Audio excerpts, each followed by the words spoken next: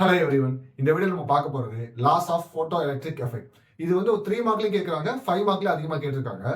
இந்த டாபிக் நீங்க பார்க்கிறதுக்கு முன்னாடி டைப்ஸ் ஆஃப் எலக்ட்ரான் எமிஷன் ஒரு क्वेश्चन அங்க எடுத்துருக்கோம். அதோட லிங்க் வந்து டிஸ்கிரிப்ஷன்ல கொடுத்திருக்கேன்.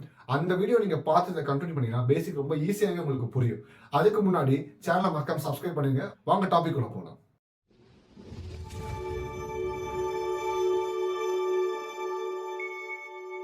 ஸ்டூடண்ட்ஸ், photoelectric effect ஓட பேசிக் நம்ம பார்த்தலாம். இது ஒரு சின்ன ஸ்டோரி மாதிரி நீங்க ஞாபகம் வச்சுக்கோங்க. உங்களுக்கு எல்லாருக்கும் பாப்கார்ன் பிடிக்குமா?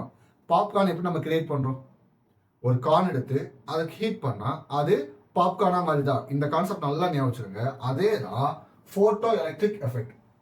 லைட் ஆர் ரேடியேஷன் இங்க போட்டோன் மென்ஷன் பண்ணிருக்காங்க. அப்போ போட்டோனா லைட் ஆர் ரேடியேஷனை யூஸ் பண்ணி, இங்க எலக்ட்ரிக் என்ன அர்த்தம்னா எலக்ட்ரான் ஆர் கரண்ட்.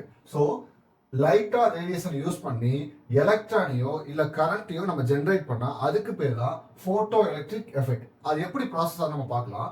ஒரு மெட்டல் எடுத்துக்கலாம். கானுக்கு பதிலா இங்க நம்ம மெட்டல் எந்த டைப்பான மெட்டல் நீங்க எடுத்துக்கலாம். இப்ப கான் என்ன பண்ண ஃபர்ஸ்ட் ஹீட் பண்ணுமா? அப்ப இங்க என்ன பண்றோம்? போட்டோனா லைட்டா ரேடியேஷன்.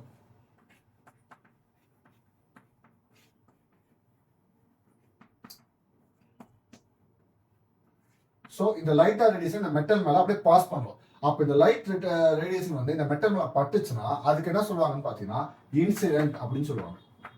அப்ப இதுக்கு name incident light or incident radiation இந்த மெட்டல் மேல படுது.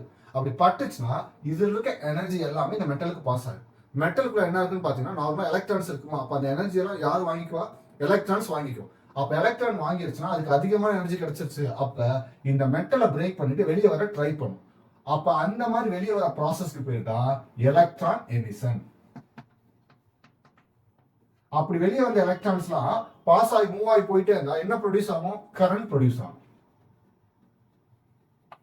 சோ இது கார்ன் ஹீட் பண்றோம், அது நமக்கு என்ன கிடைக்குது? பாப்கார்ன் கிடைக்குது. இதான் கான்செப்ட். ஆனா இங்க பாத்தீங்கன்னா மெட்டல் நான் சொல்லிருக்கேன். Different type of metal use பண்ணும்போது நம்ம ஒரே டைப் லைட்டையோ ஒரே டைப் ஆஃப் ரேடியேஷனையும் யூஸ் பண்ண முடியாது. அப்ப அது எப்படி சேஞ்ச் பண்ணுன்னு பாருங்க. ரெண்டு ப்ராப்பர்ட்டி யூஸ் பண்ண போறோம். ஒன்னு ஃப்ரீக்வன்சி, இன்னொன்னு இன்டென்சிட்டி. இன்டென்சிட்டின்னு சொல்றது அந்த லைட்டோட திக்னஸ். இப்ப பாத்தீங்கன்னா லைட்னா இந்த மாதிரி இருக்கும், லைட்டா இருக்கும், திக்னஸ் வந்து கம்மியா இருக்கும். இதே லேசர்னா எப்படி இருக்கும்? திக்னஸ் வந்து ரொம்ப அதிகமா இருக்கும். ஸோ இதை தான் இங்க இன்டென்சிட்டின்னு மீன் பண்றாங்க. ஃப்ரீக்வன்சின்னு சொல்றது அந்த லைட்டோட ஸ்பீட் இங்க மென்ஷன் பண்றாங்க. இந்த எஃபெக்ட்ல ஃப்ரீக்வன்சின்னு சொல்றது ரொம்ப ரொம்ப இம்பார்ட்டன்ட் பாராமீட்டர். அது எப்படி நீங்க வந்து புரிஞ்சுக்கணும்னு பாத்தீங்கன்னா, ஒரு கண்டெய்னர்ல நான் வாட்டர் எடுத்துக்கிறேன், அதை வந்து நான் ஹீட் பண்றேன். அப்படி ஹீட் பண்ணும்போது எந்த டெம்பரேச்சர்ல இந்த வாட்டர் வந்து கொதிக்க ஆரம்பிக்கும்? 100 டிகிரி செல்சியஸ். அப்ப ஒரு வாட்டரோட பாயிலிங் பாயிண்ட் 100 டிகிரி செல்சியஸ். அப்ப அதுக்கு முன்னாடி வரைக்கும் என்ன பண்ணும்? அது ஹீட் அப்சர்வ் பண்ணிட்டு இருக்குமா? இப்ப எக்ஸாம்பிள் 99 டிகிரி செல்சியஸ் வச்சீங்கன்னா அது வரைக்கும் அது கொதிக்காது, பாயில் ஆகாது. அது ஹீட்டை மட்டும் அப்சர்வ் பண்ணிக்கிட்டே இருக்கும். 100 டிகிரி ரீச் ஆனதுக்கு அப்புறம் என்ன ஆகும்? அது கொதிக்க ஆரம்பிக்குமா? அப்ப இந்த 100 டிகிரி செல்சியஸ் சொல்றதா இந்த வாட்டரோட சூட்டபிள் டெம்பரேச்சர். அப்ப இந்த 99 டிகிரில என்னன்னு சொல்லுவாங்க பார்த்தலாம், த்ரெஷோல்ட் டெம்பரேச்சர். அப்ப த்ரெஷோல்ட் என்ன மீனிங்னா, ஒரு சாக் பீஸ் இருக்கு, இந்த சாக் பீஸ் நான் உடைக்க ட்ரை பண்ணிக்கிட்டே இருக்கேன். அப்ப ஒரு பர்டிகுலர் பாயிண்ட் உடைஞ்சிருமா?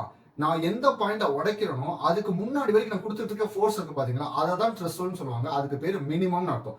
அப்ப நம்ம கொடுக்குற ஃப்ரீக்வன்சி எப்பயுமே த்ரெஷோல்ட் ஃப்ரீக்வன்சியை விட அதிகமா இருந்தாதான் நம்ம மெட்டல்ல வந்து பாத்தீங்கன்னா எலக்ட்ரான் எமிஷன் நடக்கும். ஸோ நல்லா ஞாபகம் வச்சுக்கோங்க, நம்ம கொடுக்கறது சூட்டபிள் ஃப்ரீக்வன்சி. அந்த சூட்டபிள் ஃப்ரீக்வன்சி எப்பயுமே மினிமம் த்ரெஷோல்ட் ஃப்ரீக்வன்சியை விட அதிகமா இருந்தாதான் மெட்டல்ல எலக்ட்ரான் எமிஷன் நடக்கும். ஸோ இந்த பேசிக் புரிஞ்சாலே நம்ம லா ஆஃப் போட்டோஎலக்ட்ரிக் ஈஸியா மெமரைஸ் பண்ணிடலாம். வாங்க அந்த என்ன பாயிண்ட்ஸ் நம்ம பார்க்கலாம். ஸ்டூடெண்ட்ஸ், இந்த ஹிண்ட்டை மட்டும் நீங்க ஞாபகம் வச்சுட்டா போதும், நீங்க ஓனாவே சென்டென்ஸ் எழுதலாம். ஆக்சுவலா பாத்தீங்கன்னா மொத்தம் 6 பாயிண்ட்ஸ் இருக்கு. அந்த 6 வந்து பாத்தீங்கன்னா நான் ரெண்டா ஸ்பிளிட் பண்ணிருக்கேன். ஒன்னு வந்து பாத்தீங்கன்னா ஃப்ரீக்வன்சி பேஸ் பண்ணி, இன்னொன்று இன்டென்சிட்டி பேஸ் பண்ணி தான். ஸோ நம்ம ஆல்ரெடி பார்த்துருக்கோம், த்ரெஷோல்ட் ஃப்ரீக்வன்சி விட அதிகமான ஃப்ரீக்வன்சியில் இருந்தால் தான் நமக்கு எலக்ட்ரான் எமிஷன் நடக்கும். அதுதான் first point. Suitable frequency of incident light always greater than threshold frequency. அப்படி இருக்கும்போது நமக்கு என்ன நடக்கும்னா எமிஷன் ஆஃப் போட்டோ எலக்ட்ரான். அப்ப இதான் first line, greater than threshold frequency. So இது நீங்க அப்படியே வந்து சென்டென்ஸ் எழுதலாம். செகண்ட் பாத்தீங்கன்னா suitable frequency of incident light நமக்கு இருக்கும்போது நமக்கு என்ன ஆகும்னா மேக்ஸிமம் கைனடிக் எனர்ஜிக்கு வந்து போட்டோ எலக்ட்ரான்ஸ் கொடுத்துருவாங்க. அப்ப இதான் வந்து பாத்தீங்கன்னா second point. So first point வந்து பாத்தீங்கன்னா த்ரெஷ்ஹோல்ட் frequency விட சூட்டபிள் frequency அதிகமா இருந்தா போட்டோ எலக்ட்ரான் எமிஷன் நடக்கும். அப்படி சூட்டபிள் frequency அதிகமா இருந்துச்சுன்னா போட்டோ எலக்ட்ரான்ஸ்க்கு அதிகமான கைனடிக் எனர்ஜி கிடைச்சிடும். இதுதான் ஃபர்ஸ்ட் ரெண்டு பாயிண்ட். ஸோ செகண்ட் பார்த்தா இன்டென்சிட்டி ஆஃப் இன்சிடென்ட் லைட் அதே தான். அப்போ இன்டென்சிட்டியும் அதிகமாச்சுன்னா நம்பர் ஆஃப் போட்டோ எலக்ட்ரான் எமிஷனும் அதிகமாகும். இது எப்படி எழுதலாம்னா டைரக்ட்லி ப்ரொபோஷனல். அப்போ இன்டென்சிட்டி அதிகமாச்சுன்னா போட்டோ எலக்ட்ரான் எமிஷனும் அதிகமாகும். செகண்ட் வந்து பாத்தீங்கன்னா இன்டென்சிட்டி ஆஃப் இன்சிடென்ட் லைட் வந்து பாத்தீங்கன்னா கைனடிக் எனர்ஜிக்கு டிபெண்ட் பண்ணி இருக்காது. That's mean independent. அப்ப நீங்க இன்டென்சிட்டி அதிகமாக்கினாலும் கம்மியாக்கினாலும் அது கைனடிக் எனர்ஜியை பாதிக்காது. அப்ப எது வந்து கைனடிக் எனர்ஜியை வந்து பாதிக்குன்னு பாத்தீங்கன்னா ஃப்ரீக்வன்சி மட்டும் தான். ஸோ ஃப்ரீக்வன்சி யூஸ் பண்ணி தான் ஒரு போட்டோ எலக்ட்ரானோட கைனடிக் எனர்ஜியை அதிகமாக்க முடியும் கம்மியாக்க முடியுமே தவிர இன்டென்சிட்டியை டிபெண்ட் பண்ணி இல்லை. தேர்ட் பாயிண்ட் பாருங்க, இன்டென்சிட்டி ஆஃப் இன்சிடென்ட் லைட் அதிகமாச்சுன்னா எலக்ட்ரான் எமிஷன் அதிகமாகுமா? அப்ப எலக்ட்ரான் அதிகமா எமிட் ஆச்சுன்னா என்ன அதிகமா ப்ரொடியூஸ் ஆகும்? கரண்ட் ப்ரொடியூஸ் ஆகுமா? அப்ப அதுதான். So depends are directly proportional. அப்ப அதிகமான இன்டென்சிட்டி கொடுத்தீங்கன்னா என்ன அதிகமா ப்ரொடியூஸ் ஆகும் பார்த்தோம்னா சேச்சுரேஷன் கரண்ட் அதிகமா ப்ரொடியூஸ் ஆகும். ஸோ ஒரு சிம்பிள் டிஃபரன்ஸ் தான், ஃப்ரீக்வன்சி வந்து கைனடிக் எனர்ஜி அதிகமாக்கும், இன்டென்சிட்டி சேச்சுரேஷன் கரண்ட் வந்து அதிகமாகும். இவ்வளவு சின்ன டிஃபரன்ஸ். லாஸ்ட் பாயிண்ட் பாத்தீங்கன்னா there is no time lag. அது என்ன சார் டைம் லேக்னா நான் உங்களை அடிச்ச உடனே உங்களுக்கு வலிக்குதா? அப்ப அதுதான் என்ன ஆகுதுன்னா there is no time lag. அப்ப இங்க வந்து ஒரு மெட்டல்ல லைட் பட்ட உடனே எலக்ட்ரான் எமிட் ஆயிடும். So no time lag between incident லைட்டுக்கும் அண்ட் எலக்ட்ரான் எமிஷனுக்கும் டைம் டிஃபரன்ஸே இருக்காது. அடிச்ச உடனே உங்களுக்கு எலக்ட்ரான் வெளியே வந்துடும். ஸ்டூடெண்ட்ஸ் இந்த ஹிண்ட்டை மட்டும் நீங்கள் யூஸ் பண்ணி ஓனா நீங்கள் சென்டென்ஸ் சொன்னால் உங்களால் ஈஸியாக ஃபுல் மார்க் வாங்க முடியும். ஸோ உங்களுக்கு நல்லா புரிஞ்சிருக்கு நம்புறேன். இதே மாதிரி நீங்கள் லேர்ன் பண்ணுறதுக்கு சேனலை மறக்காம சப்ஸ்கிரைப் பண்ணுங்கள், உங்கள் ஃப்ரெண்ட்ஸ்க்கும் ஷேர் பண்ணுங்கள். Have a nice day.